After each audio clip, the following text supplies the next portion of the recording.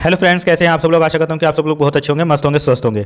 दोस्तों, इस वीडियो में मैं आपको बताने वाला हूं आईबीपीएस के थ्रू जो ग्रामीण बैंकों में अलग अलग 28 स्टेट में ग्रामीण बैंकों में वैकेंसी निकली हुई है 13,217, उसका फॉर्म किस तरीके से फिल करें, खासकर दिव्यांग भाई बहन स्टेप बाय स्टेप कैसे फिल करें। अगर कोई नॉन दिव्यांग भी यहाँ पर देख रहे हैं तो वो भी आराम से देखकर फिल कर सकते हैं। थोड़ा सा टाइम मुझे जब दिव्यांग कैटेगरी बतानी होती है तो वहाँ पर लगता है, आप वहाँ पर थोड़ा रेस्ट कर सकते हैं, बाकी उसके बाद से आप कंटिन्यू कर सकते हैं। मतलब आप डिसेबल्ड हो या नॉन डिसेबल्ड हो, आपके लिए ये वीडियो बहुत ही अच्छी है।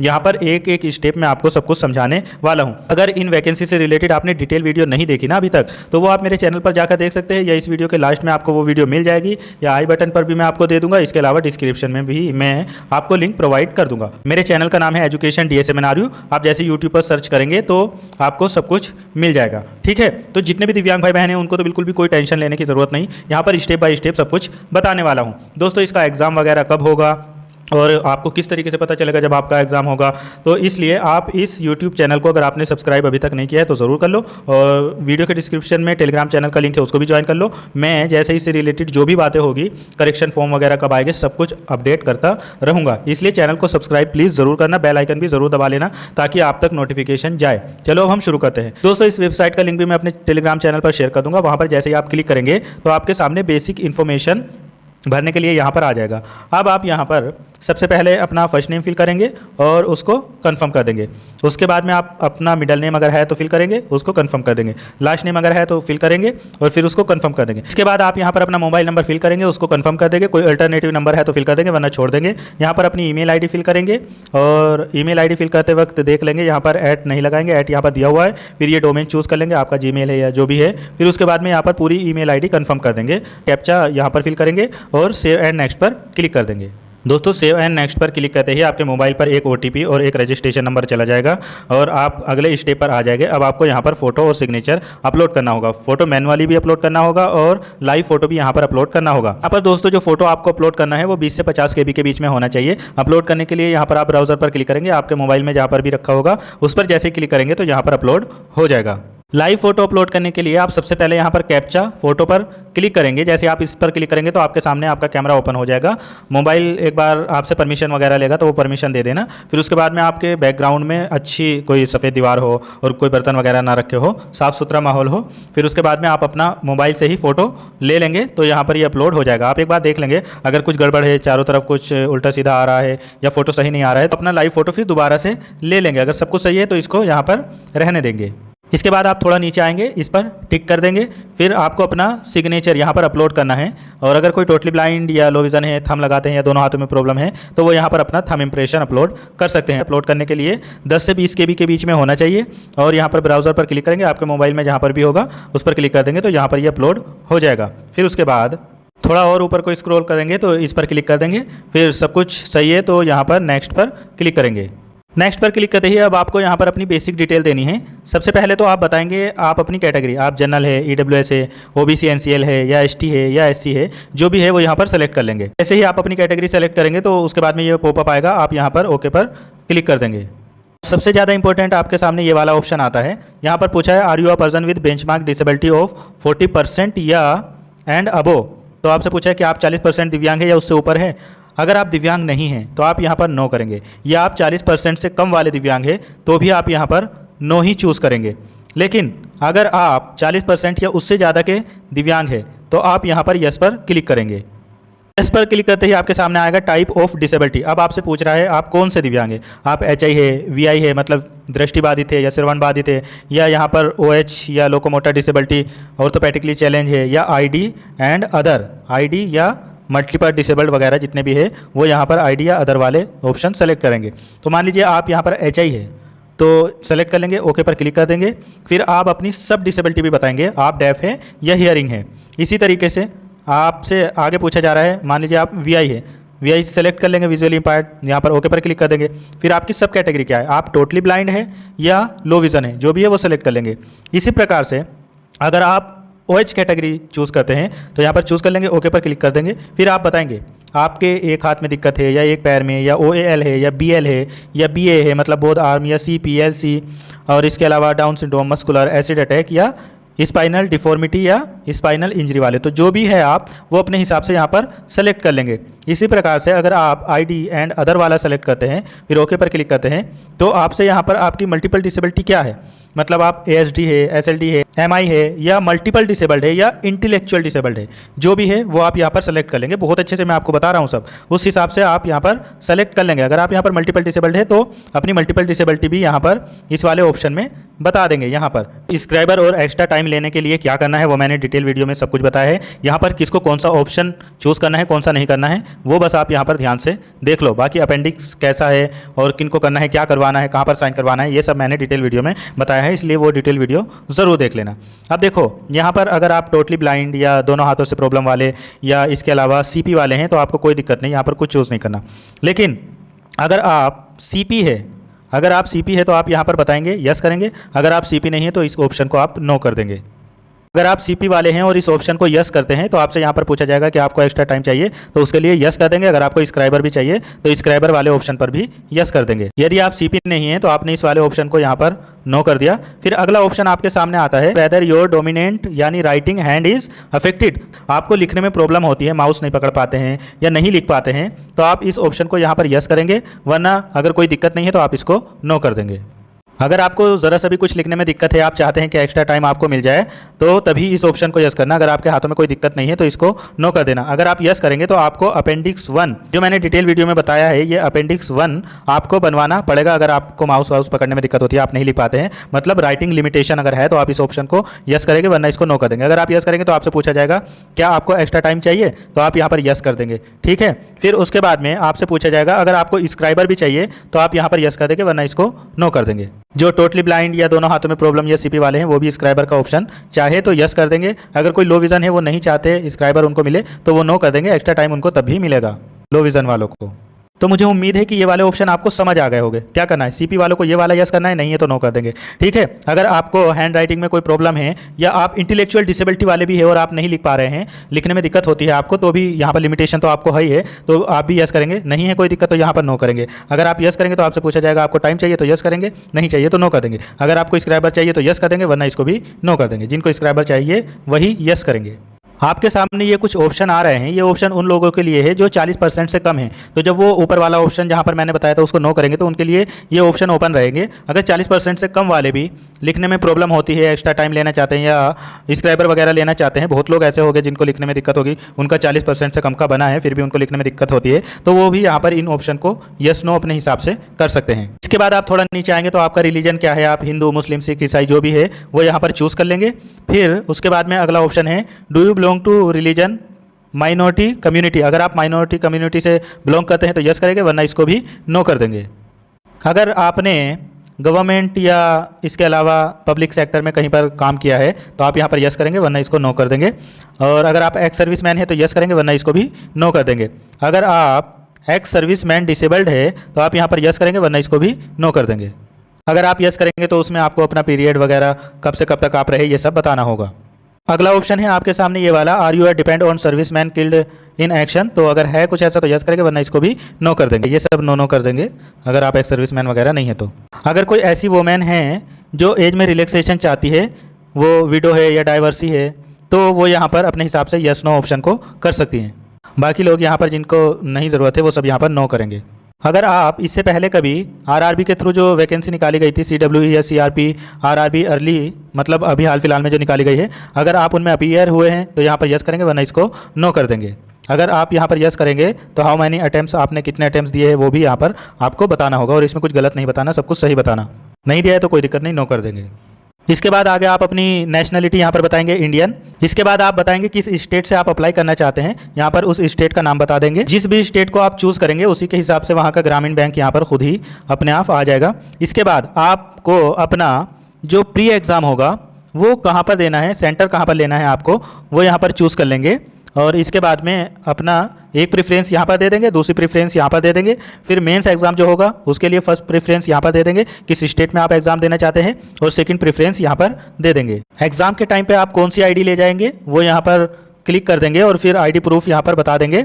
आईडी प्रूफ में क्या ले जाएंगे आप, आधार, वोटर आईडी जो भी ले जाएंगे वो यहाँ पर सेलेक्ट कर लेंगे और उसका नंबर यहाँ पर फिल कर देंगे। यहाँ पर किस मीडियम में आप पेपर देंगे वो बता देंगे, हिंदी, इंग्लिश, उर्दू, अरबी, जो भी आपको यहाँ पर ऑप्शन में आएगा आपके हिसाब से, बंगाली वगैरह, वो यहाँ पर अपने हिसाब से चूज़ कर लेंगे जिस भी लैंग्वेज में आपको एग्जाम देना है। यहाँ पर मीडियम बता देंगे। यहाँ पर आपको अपनी डेट ऑफ बर्थ बतानी है, डे, मंथ, ईयर यहाँ पर सेलेक्ट कर लेंगे। फिर उसके बाद में आपका जेंडर क्या है, मेल, फीमेल या ट्रांसजेंडर जो भी है। मैरिटल स्टेटस बता देंगे आप, मैरिड है, अनमैरिड है, या विडोवर, डाइवर्स, जुडिशियली सेपरेटेड जो भी है वो यहाँ पर चूज़ कर लेंगे। इसके बाद में आप अपना यहाँ पर आधार नंबर फिल कर देंगे और कंसेंट टू आधार वेरिफिकेशन के लिए यस कर देंगे। यहाँ पर पैन नंबर अपना फिल करना चाहे तो दे देंगे, वरना छोड़ देंगे। अगर आप ट्विन ब्रदर सिस्टर है तो यस करेंगे, नहीं है तो यहाँ पर नो कर देंगे। अगर आप यस करेंगे, अगर आप है तो यहाँ पर मेल, फीमेल, जेंडर क्या है, नेम वगैरह बताना होगा।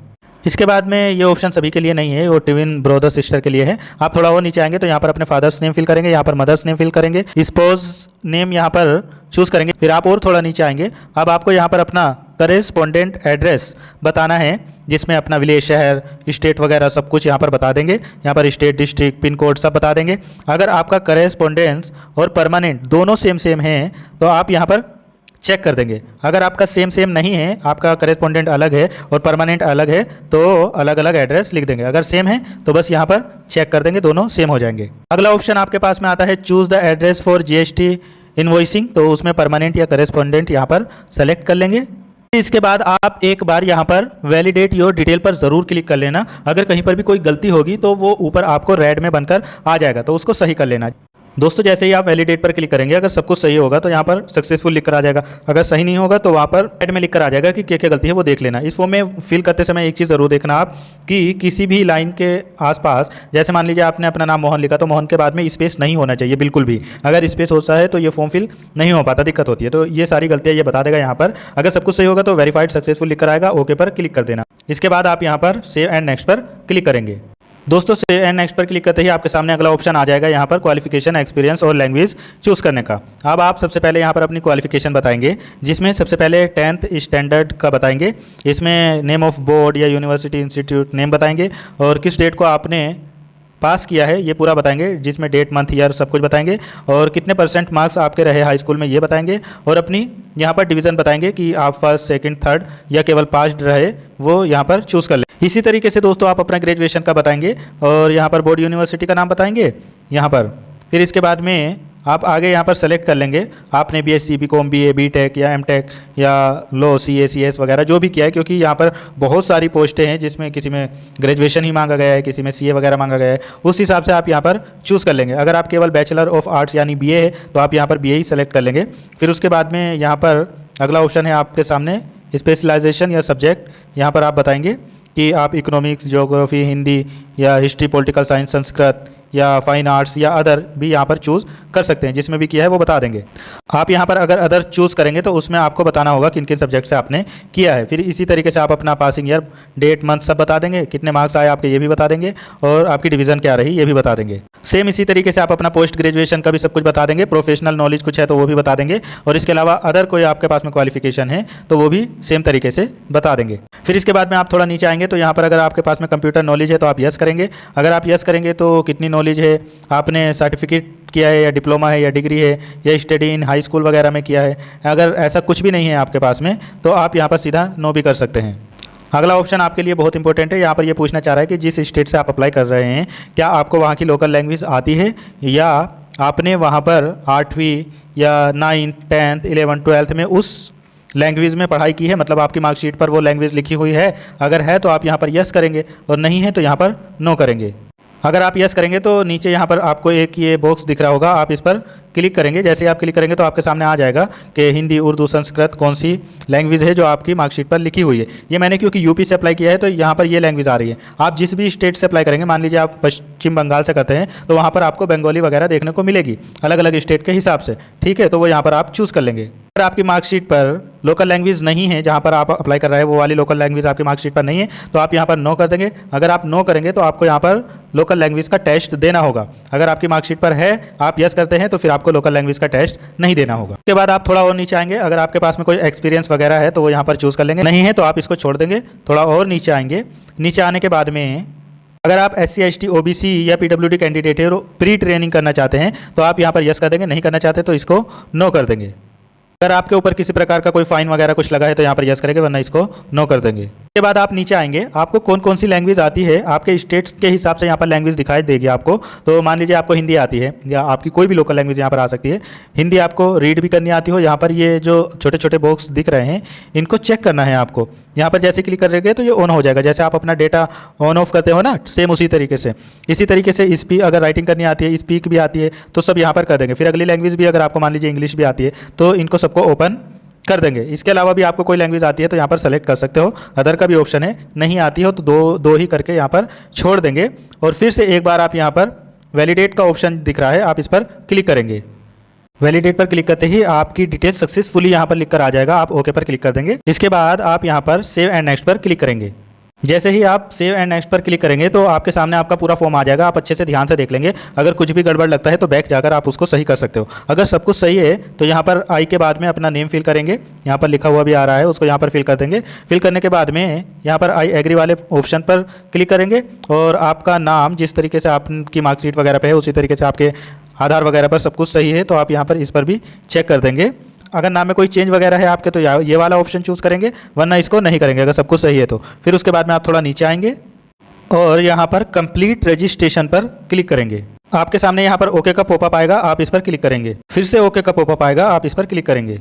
दोस्तों ओके पर क्लिक करते ही आपके सामने अपलोड करने के लिए कुछ ऑप्शन आएंगे। यहाँ पर आपको लेफ्ट थंब इम्प्रेशन अपलोड करना है, हैंड राइटिंग अपलोड करनी है और अपनी SSC या SSLC या 10th स्टैंडर्ड या इसके कोई इक्वेलेंट जो सर्टिफिकेट है आपका वो अपलोड करना है। मोस्टली यहाँ पर आपको अपनी 10th की या इसके इक्वेलेंट जो भी है वो मार्कशीट यहाँ पर अपलोड करनी है। इसके बाद आपके सामने सबसे इंपॉर्टेंट ऑप्शन यहाँ पर ये है, अगर आपको एक्स्ट्रा टाइम या स्क्राइबर चाहिए तो यहाँ पर ध्यान से समझ लो। अगर आप टोटली ब्लाइंड हो या लो विजन हो या दोनों हाथों में प्रॉब्लम है या आप CP वाले हो तो आप यहाँ पर अपना UDID कार्ड या CMO certificate, disability certificate upload कर देना। लेकिन इनके अलावा अगर कोई डिसेबल्ड है जिनको एक्स्ट्रा टाइम चाहिए या स्क्राइबर चाहिए तो उनको अपेंडिक्स 1 बनवाना होगा।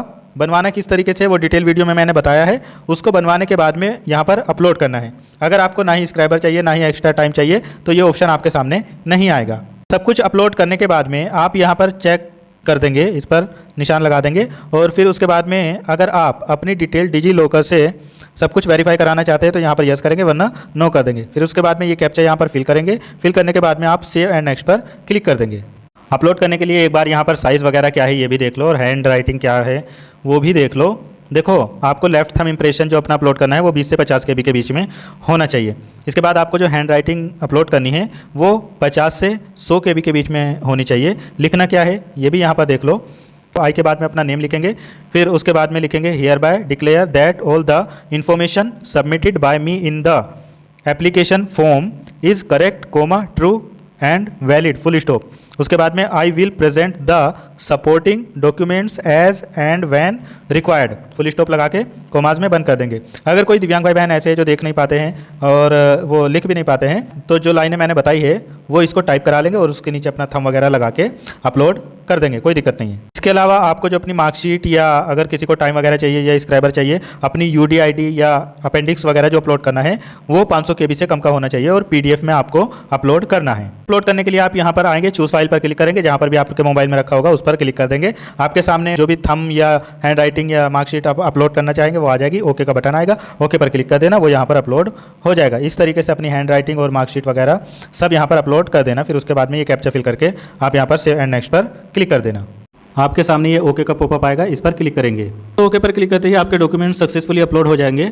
अब आपको अगला ऑप्शन आ जाएगा पेमेंट करने का। यहाँ पर दिव्यांग भाई बहनों की 175 रुपये फीस लगती है, बाकी SC ST की भी 175 ही लगती है और जनरल OBC की यहाँ पर 850 फीस लगेगी। तो यहाँ पर जितनी जिसकी फीस होगी वो यहाँ पर दिखा देगा। देखो 175 रुपये फीस यहाँ पर दिखा दिया है। तो अब आप यहाँ पर अपना पेमेंट कर सकते हैं। यहाँ पर क्लिक करेंगे, क्लिक करने के बाद में आप जैसे भी करना चाहते हैं, क्लिक करने के बाद में ये कैप्चा फिल करेंगे। कैप्चा फिल करने के बाद में सबमिट पर क्लिक करेंगे। आपके सामने कई सारे ऑप्शन आ जाएंगे। आप डेबिट कार्ड, क्रेडिट कार्ड या गूगल पे वगैरह किसी से भी कर सकते हैं और पेमेंट करने के बाद में आप फिर उसका प्रिंट हाथों हाथ निकाल लेंगे। अभी क्योंकि मुझे पेमेंट नहीं करना है, आगे का काम आप बस पेमेंट करना है, आप पेमेंट आराम से कर लेंगे, उसके बाद में प्रिंट निकाल लेंगे। तो दोस्तों अगर आपको ये वीडियो अच्छी लगी हो तो इसको लाइक शेयर जरूर करना, ताकि जितने भी दिव्यांग भाई बहन फॉर्म फिल करना चाहते हैं वो फॉर्म फिल कर ले। आप नए हैं तो सब्सक्राइब जरूर कर लेना चैनल को। मिलता हूँ फिर किसी और वीडियो में। Thank you so much.